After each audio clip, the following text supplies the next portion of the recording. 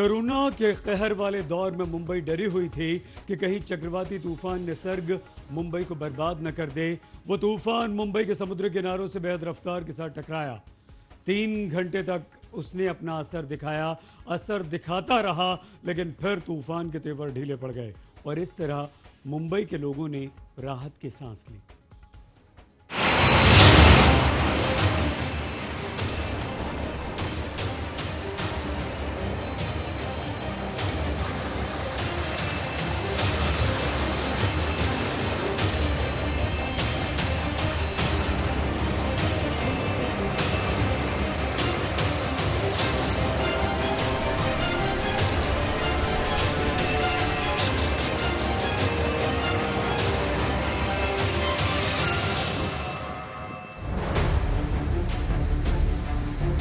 समंदर में ऐसा उफान मुंबई ने पिछले 129 सालों में नहीं देखा था।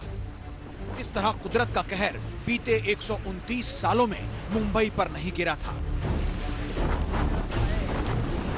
कान के पर्दे फाड़ देने वाली हवाओं की ऐसी आवाज बीते 129 सालों में नहीं सुनाई पड़ी थी। निसर्ग चक्रवात ने मुंबई पर चढ़ाई की तो तबाही के साजो सामान से लैस होकर मुंबईकरों ने किसी चक्रवाती तूफान की ऐसी हुंकार पहले कभी नहीं सुनी थी।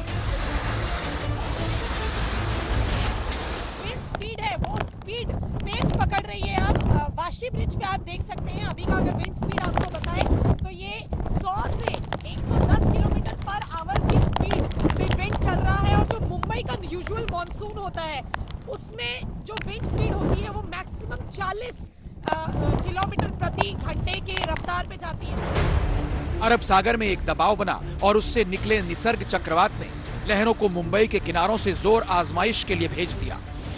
लहरें जमीन पर टकराई तो इसका असर आसमान तक पहुंचा। मुंबई में मूसलाधार बारिश का दौर शुरू हो गया।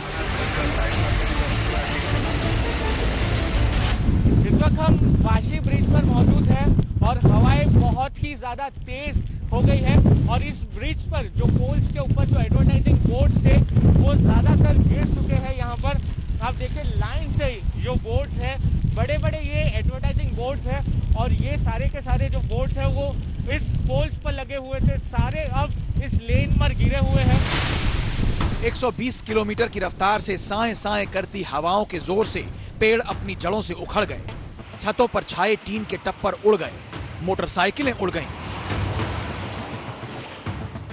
जैसा पहले से अनुमान था उसी के हिसाब से दोपहर करीब 3 बजे चक्रवाती तूफान निसर्ग समुद्र तट से टकराया और उसके साथ ही समंदर में ही जैसे तूफान उठ गया। समंदर में 6-6 फीट ऊंची लहरें उठने लगी। तमाम इलाकों में तूफानी हवाओं के साथ झमाझम बारिश भी होने लगी।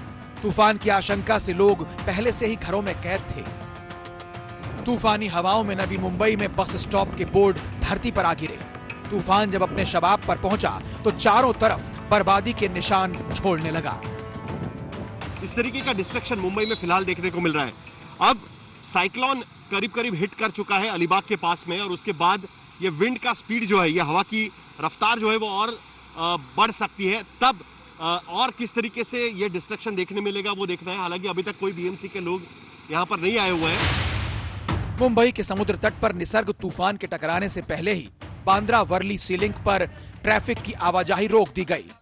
एयरपोर्ट पर भी सभी उड़ानों को रोक दिया गया। जहां खतरा ज्यादा था वहां से लोगों को पहले ही सुरक्षित स्थानों पर पहुंचा दिया गया। मछुआरों को गुरुवार को भी समंदर में न जाने की हिदायत दी गई है। तूफान से निपटने का जिम्मा एनडीआरएफ के पास था, जिसने 20 टीमें तैनात कर रखी थी। खासकर कोरोना के काल में इस दो तरफा चुनौती से लड़ना ज्यादा कठिन काम बन गया। जो पहला कर्तव्य राज्य सरकार या केंद्र सरकार का होता है कि लोगों की जान किसी भी हालत में बचाई जाए और इसके लिए हम लोग इवैक्यूएशन करते हैं। और सबसे बड़ी बात है कि हमको समय रहते जो प्रेडिक्शन मिल जाता है, फोरकास्ट मिल जाता है, तो इसके आधार पर इवैक्यूएशन होता है। तो इवैक्यूएशन कारगर हुआ है। इसका एक ही तरीका है समझने का कि लॉस ऑफ लाइफ नहीं के बराबर हो या नहीं हो। तो मुझे लगता है कि इवैक्यूएशन इस मामले में कारगर हुआ है, साइक्लोन निसर्ग में कारगर हुआ है। निसर्ग तूफान किसी के लिए खौफ का पर्याय था तो कहीं लोग वीडियो भी बनाते दिखे। वर्सोवा में अभिनेत्री डिंपल कपाड़िया बेटी ट्विंकल के साथ तूफानी हवाओं में झूमते पेड़ों का वीडियो बनाते हुए दिखी। तो जुहू में अमिताभ बच्चन के घर के पास कई पेड़ों की डालियां टूट गईं। इस वक्त हम अमिताभ बच्चन के घर के बाहर जुहू में हैं और यहाँ आप देख लीजिए बहुत ज्यादा असर जो है वो दिख तो नहीं रहा है, क्योंकि देख लीजिए बंगला तो है वो सुरक्षित है, काफी अच्छे तरीके से प्रोटेक्ट कर दिया गया है। कोरोना संक्रमण से जूझती मुंबई पर तूफान की मार दोहरे जख्म जैसी थी। अस्पतालों से मरीजों को दूसरी जगह शिफ्ट कर दिया गया। खुद मुंबई की मेयर आज सड़कों पर थी। जैसे एनडीआरएफ की जो टीम है वो तैनात है, फायर की हमारी टीम तैनात है, हमारे लाइफ गार्ड हर बीच के ऊपर वो खुद परसों से ही तैनात है। ऐसा तूफान 1891 में आया था। इत्तेफाक देखिए, उसी साल मौसम विभाग ने तूफानों का आधिकारिक रिकॉर्ड दर्ज करना शुरू किया था। मुस्तफा शेख, विद्या और तनुश्री पांडे के साथ साहिल जोशी, मुंबई आज तक।